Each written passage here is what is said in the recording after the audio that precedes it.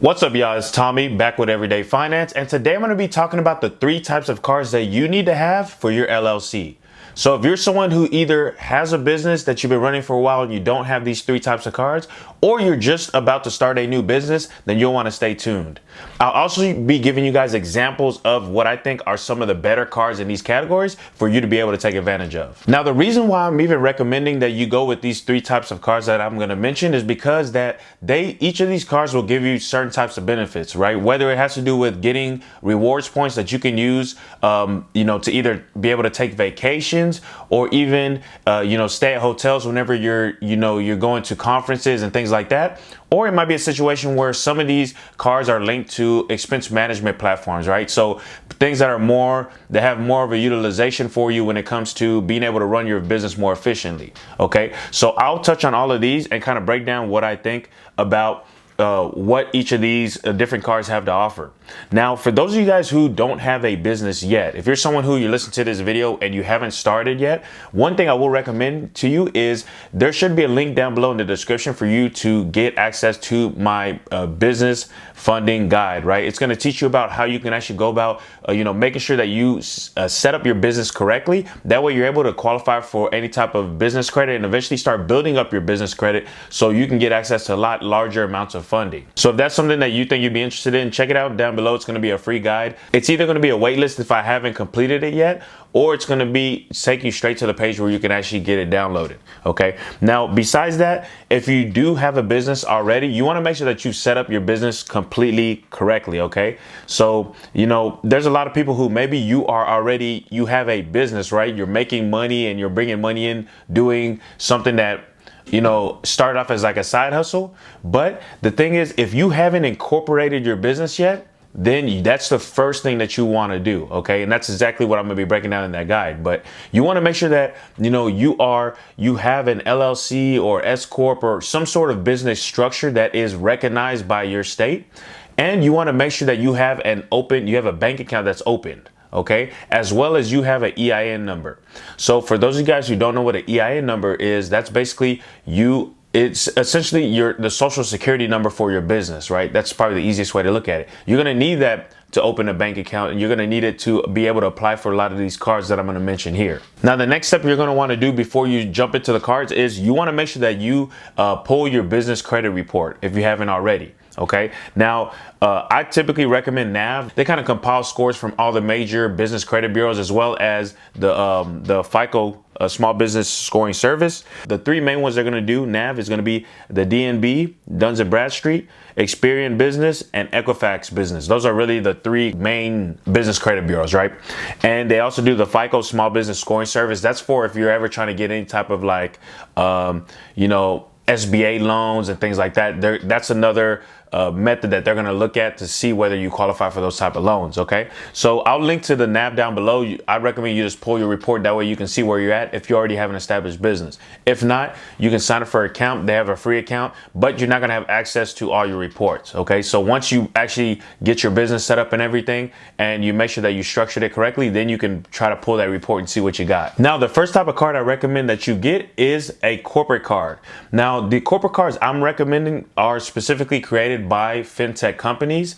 For those of you guys who aren't familiar with what a fintech company is, that really just stands for financial technology company. And the idea is a lot of these, tech companies are now partnering with banks to be able to offer credit to people that normally wouldn't get approved by the bigger banks, right? Typically, if you're trying to go to like a Chase or, Wells Fargo, Bank of America, they're going to number one, want you to have an established business, or B, they're going to ask you to give them a personal guarantee. So meaning any debts that aren't paid off by your business, you're going to be personally liable for as the owner. Okay, so these are great because these corporate cards, they rely on other things like more of your banking history as opposed to relying on just solely your credit. And that makes it to where it's a lot more advantageous in the sense that you can get higher credit limits through a few of these guys, as well as it's just going to be a lot easier for you to get approved, especially if you just launched a business. Now, the three cards I recommend is number one is Divvy card. I've shot videos on them previously on my channel, and I'll link to some of them down below so you can check them out. But they're great because they don't do any type of personal guarantees, and they typically offer or have stated that they will offer 10 to 20 times higher of a credit limit than you would get at other other, at some of the bigger banks. And the reason why is they specifically just work through your banking data. So they use that to be able to decide whether you would qualify for a card or not. Okay, so they're great, and they have an expense management platform attached to it. So the benefit is you can use those cards that they issue to you, which is unlimited. You can create as many employee cards as you need, as well as virtual cards, right? And once you've created those cards and you run expenses through there, you're now going to see it on their platform, and you can push that information to whatever your accounting software is as well, and it'll already be tagged and categorized and everything.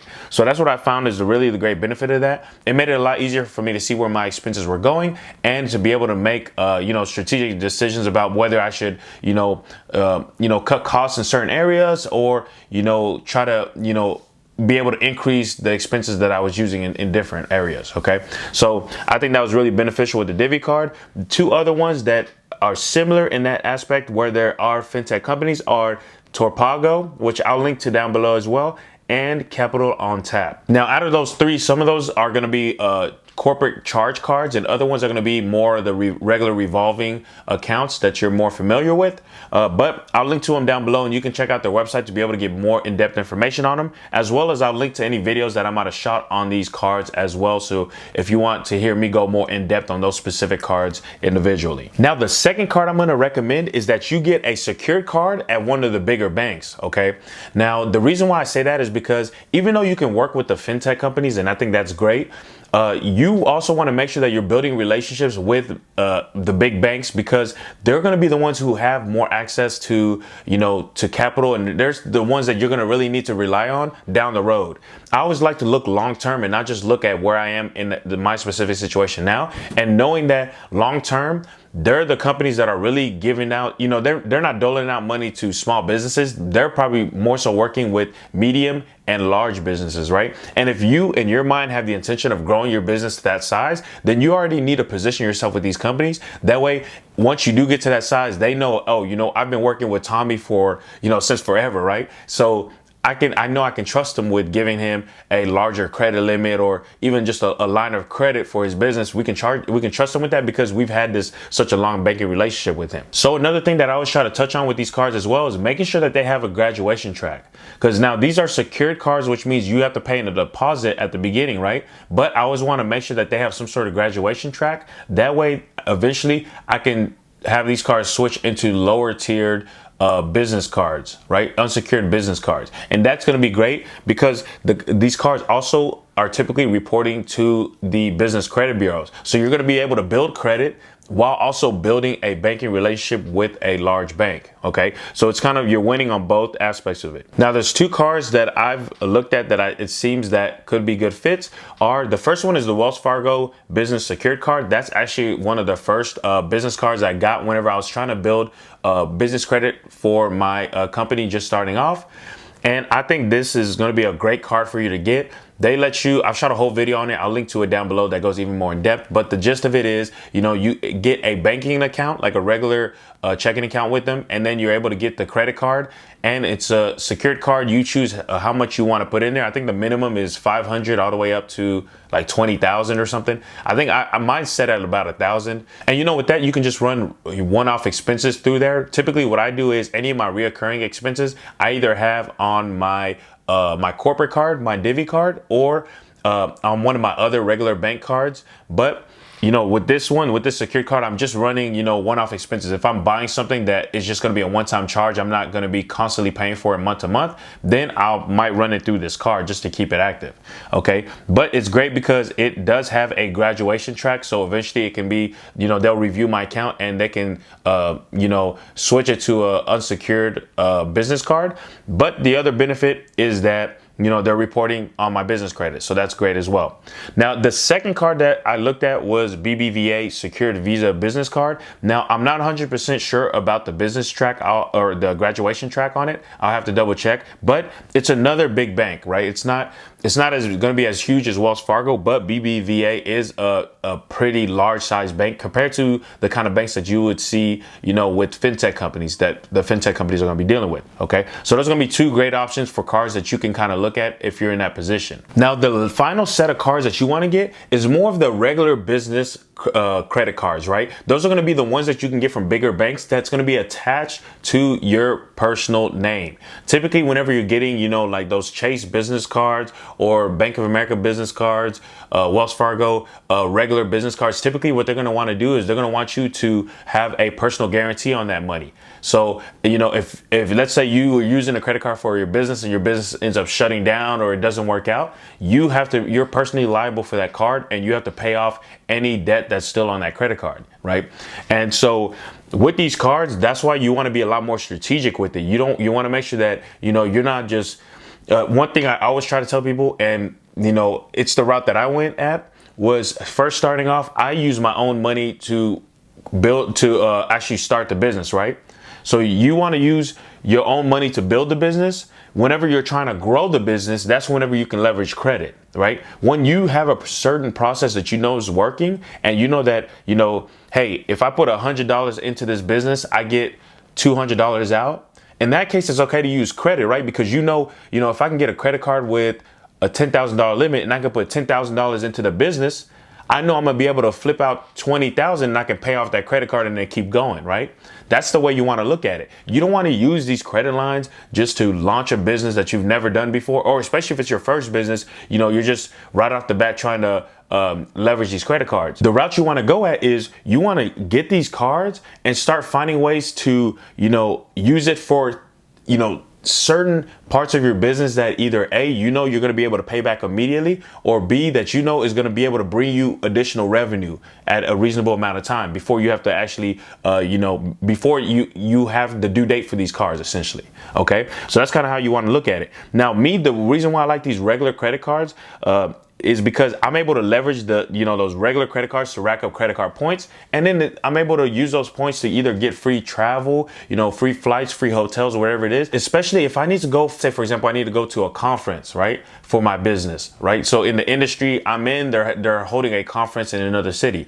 I can use the credit card points that I got to get a free flight out there, to get a free hotel for the weekend, whatever it is, right? And that makes more sense to me to, for expenses that I was already going to have, running them through credit cards like this. That way I can get points and use those points for free flights, right? But the name of the game is making sure that you're not running expenses on that card and you're not paying it, right? Because the whole trap with these cards, the reason why they do all these different rewards points and all these different techniques to get you to sign up for these cards is because they're just hoping that you get in one situation where you can't pay off that card immediately. Then what happens? Now you're paying interest on it month after month after month, right? And that's how they start making their money. So you want to make sure that the only expenses you're putting in here is expenses that you already have the cash for. So a lot of the times with these cards, I'm paying these cards off I can even pay these cards off two times a week, for example.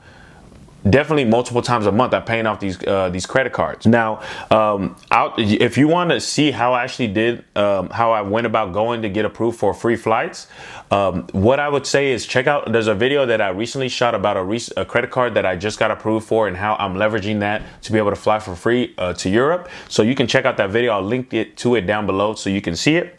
But when it comes to the type of cards that I'm looking at, one of the main cards that I was gonna actually get before I got this last card, which was the Chase Sapphire Preferred, this card was gonna be the Chase Inc. Business Preferred Credit Card. Okay, they were having a really great bonus offer where pretty much if you're able to meet the minimum required spend within the first, I think it's 3 or 4 months, then they were going to give you the 100,000 bonus points, which was enough for you to basically get, depending on where you're going, let's say 1 to 3 free flights, right?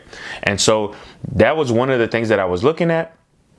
But I think that card is a good choice. It also had it was going to be really great for me. I'm still going to sign up for it. I got to wait a couple months since I recently just signed up for a credit card.